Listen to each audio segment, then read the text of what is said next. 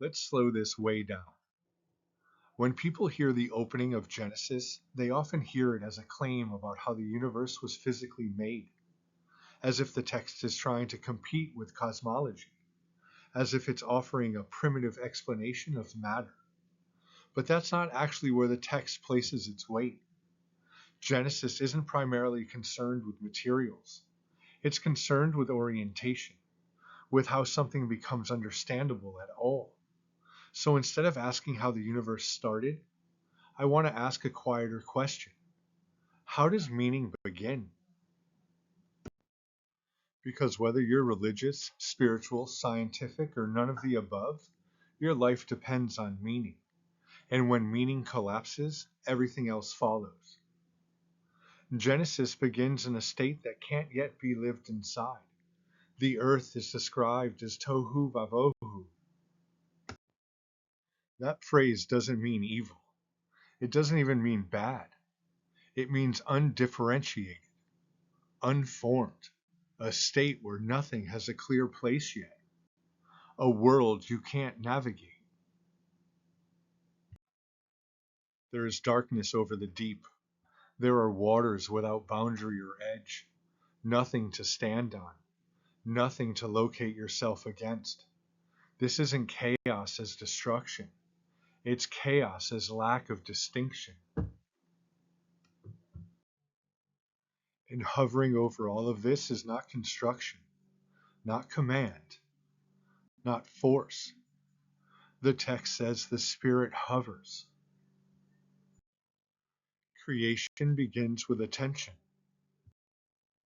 Before anything is shaped, something is noticed. That matters more than we usually realize. Then comes the first act that actually changes the condition of the world. Let there be light, and light appears. But this is where people often move too fast. Because the next thing the text says is not that darkness is destroyed, not that light replaces it, not that one wins over the other. The text says that light is separated from darkness. This is the first act that is called good, not light itself, but distinction. That tells us something fundamental. Creation begins when things can be told apart. Until something can be distinguished, it can't be known. Until it can be known, it can't be related to. And until it can be related to, it can't sustain life. The first gift of creation is not illumination, it's clarity. The Zohar deepens this in a way that's easy to misunderstand if we rush it. It teaches that before creation there isn't nothing but concealment, potential without articulation. Darkness, in this sense, is not evil. It's fullness without form. Light doesn't arrive to fight it. Light arrives to differentiate within it. This is not a moral drama. It's a structural one. Creation is not a battle between opposites. It's the gradual articulation of what was already present but indistinguishable. And this matters psychologically in a very real way. Most human suffering doesn't come from darkness itself. It comes from not being able to tell what we're experiencing, not knowing what we're feeling, not knowing why we're reacting, not knowing where something belongs. Trauma blends things together. So does grief. So does spiritual crisis. Everything feels dark not because there is no light, but because nothing has been separated yet. Genesis doesn't say get rid of the darkness. It says learn to place it. Healing isn't becoming endlessly bright. Healing is learning what belongs where. What is memory? What is fear? What is intuition? What is grief? What is yours? What is not? Across cultures, this same insight appears again and again, even though the languages differ. Greek philosophy speaks about form giving shape to matter.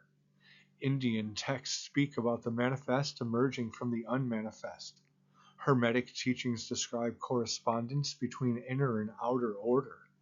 The Gospel of John speaks of light shining within darkness, not erasing it. These traditions are not saying the same thing in the same way. They're responding to the same human discovery. Reality becomes livable when it becomes intelligible. Even modern science, without intending to, echoes this pattern. Information arises from difference. Meaning depends on contrast. Consciousness itself relies on distinguishing signal from noise, not as proof, as resonance. And then the text says something that often gets overlooked. There is evening, and then there is morning. Confusion comes first. Orientation follows. If you're in a season where things don't yet make sense, that doesn't mean you're failing. It means you're early in the process. Creation unfolds. It doesn't rush. So the question Genesis leaves us with is not abstract or theological. It's practical. Where in your life is everything still mixed together? What have you avoided naming because naming would require responsibility? What darkness might actually be unformed potential rather than something to escape? Light isn't comfortable. Light asks something of us. Because once you see clearly, you can't pretend you didn't. Genesis doesn't begin by telling us what to believe. It teaches us how reality works. Meaning begins with distinction. Healing begins with clarity. Creation continues wherever understanding replaces chaos. This isn't ancient history. It's happening now. And next time, we'll look at how speech itself becomes a creative force, not just in the text, but in your own life.